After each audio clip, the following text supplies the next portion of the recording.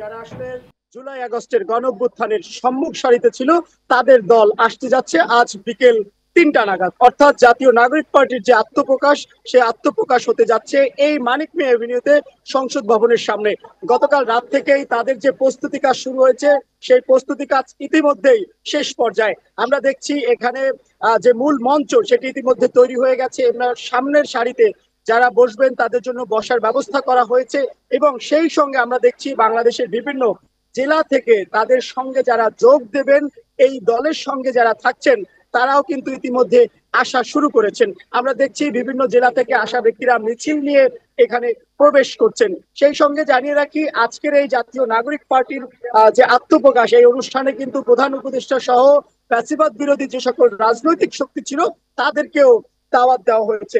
এই মুহূর্তে যদি আমি একটু আপনাদের এভিনিউর সামনের অবস্থা দেখাই, তাহলে দেখতেই পাচ্ছেন যে মূল মঞ্চ সেটি প্রস্তুত হয়ে গেছে, চেয়ার গুলো রাখা হয়েছে যারা আসবেন তাদের জন্য। পাশাপাশি বিভিন্ন জায়গা থেকে যারা আসছেন তারাও কিন্তু এখানে অবস্থান করছেন, এবং আজ বিকেল 3টা নাগাদ মূলত তাদের যে মূল অনুষ্ঠান সেই অনুষ্ঠান শুরু হবে। সেই সঙ্গে জানিয়ে রাখি, এখানে যে নিরাপত্তা ব্যবস্থা, সেই নিরাপত্তা ব্যবস্থাও কিন্তু জোরদার করা হয়েছে। এবং এখন এই মুহূর্তে বলা চলে যে আসলে তাদের কমিটির যে তাদের যে আয়োজন, আয়োজনের জন্য এখন শুধুমাত্র নাগরিক পার্টির যারা রয়েছে তাদের এখানে, এবং তাদের নামটি যদিও এখন পর্যন্ত তারা ভাবে ঘোষণা করেন আসলে এটি হবে কিনা, গণমাধ্যমের শুনছে আমরা জানতে পেরেছি।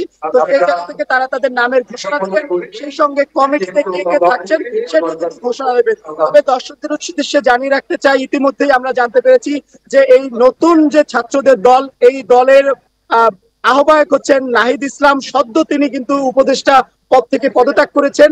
এছাড়াও সদস্য সচিব হচ্ছেন আক্তার হোসেন, এবং দক্ষিণ অঞ্চলের মুখ্য সংগঠক হচ্ছেন হাসনাত আব্দুল্লাহ, উত্তর অঞ্চলের মুখ্য সংগঠক সার্জিস আলম। এছাড়াও এই যে মুখ্য সংগঠকদের সমন্বয়কারী অর্থাৎ মুখপাত্র হচ্ছে নাসির উদ্দিন পাটোয়ারি। তো এই সংবাদগুলো কিন্তু এখন পর্যন্ত আমরা জানতে পেরেছি। তো এই ছিল আমার কাছে মানিক মিয়া এভিনিউ থেকে নতুন রাজনৈতিক দলের আত্মপ্রকাশের সর্বশেষ খবর।